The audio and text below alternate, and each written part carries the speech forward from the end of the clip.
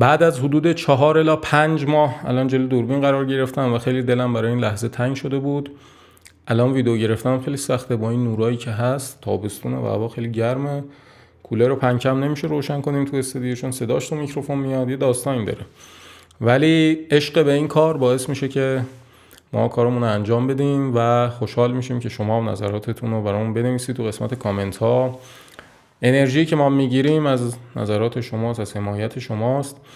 میخواستم فقط شروع کنم، یعنی یه ویدیو بذارم دوباره به یوتیوب برگردم بعد از اتفاقات تلخی که تو کشورمون افتاد. الان هم شرایط خوب نیست ولی خب مجبوریم به ادامه دادن و چاره ای نیست. ویدیوهای تو کانال امیدوارم دیده باشید.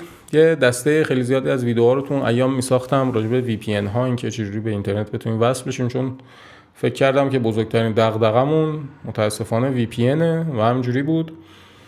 یعنی به جای اینکه بیام مثلا راجع به ترفندهای جدید، برنامه‌های جدید، هوش مصنوعی اینا بخوام صحبت کنم، با توجه به اینکه دیدم که پله اول ما گیریم، پله اول برنداری، پله دوم نمیری، منم چسبیدم بیشتر راجع به وی پی ان ها میساختم. ولی الان دوست دارم راجع به چیزای جدیدتری ویدیو بسازم، مثلا قابلیت‌های جدیدتری، هوش مصنوعی ها، اپ‌های جدید، تکنولوژی‌های جدید، راجع به اینا صحبت کنیم. خوشحال میشم نظراتتون تو کامنت‌ها برام بنویسید. اگه موضوع خاصی مد نظرتون هست دوست دارید راجعش ویدیو بسازم، این نظرتون رو بهم بگید که من میخونم و استفاده میکنم و این ویدیو انشالله میتونه شروع جدیدی باشه و امیدوارم که دیگه اینترنت قطع نشه، چون واقعا ماهایی هم که تولید محتوا میکنیم، حالا چه تو اینستاگرام چه تو یوتیوب و اینا، وقتی همچین اتفاقی میفته که این نتو قطع میکنن، خب کل آمار چنل و پیج و اینا همه میره رو هوا و خیلی آسیب میبینه. یعنی اون کانال و اون پیج و اینا کلا داغون میشه.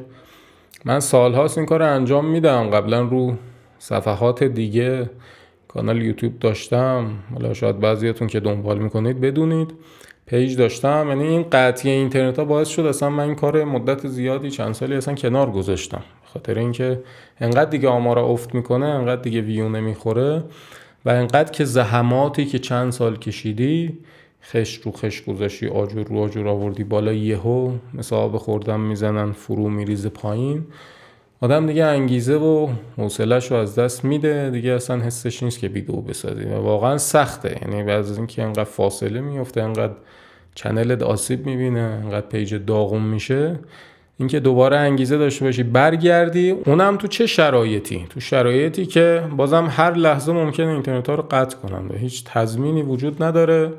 دوباره کاری رو شروع میکنی که معلوم نیست یه هفته دیگه ادامه پیدا میکنه یا نه و واقعا تو این شرایط کار کردن خیلی سخته. برای همینه که کلا میبینید بلاگرها، کانتنت کریئتورها، کسایی که ویدیو میسازن مثلا میگن که حمایت کنید، لایک کنید، کامنت بذارید. برای همینه، چون وقتی آمار پایین باشه ویدیو بذاری کسی نبینه و اینجوری افت کنه، همینجوریش هم آدم انگیزه نداره کار کنه دیگه، ویدیو بسازه. اینا هم مزید بر علت میشه و تو دیگه بیخیالش میشی.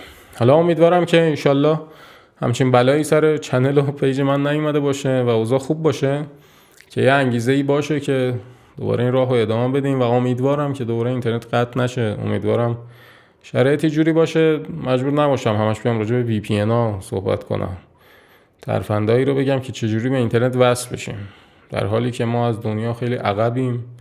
تو همین چند ماهی که نت قطع بود کلی تو دنیا اتفاقای جدید افتاده. این هوش مصنوعی ها خیلی پیشرفت کردن، خیلی حرف میشه راجع بهشون زد و امیدوارم که ما مجبور نشیم بیایم چیزایی رو بگیم که ابتدایی و هم میدونیم و مجبوریم. من محمد فرج‌اللهی هستم. چنل منو سابسکرایب کنید، ویدیو رو لایک کنید و با کامنت گذاشتن و حمایت کردن باعث ادامه این مسیر بشید.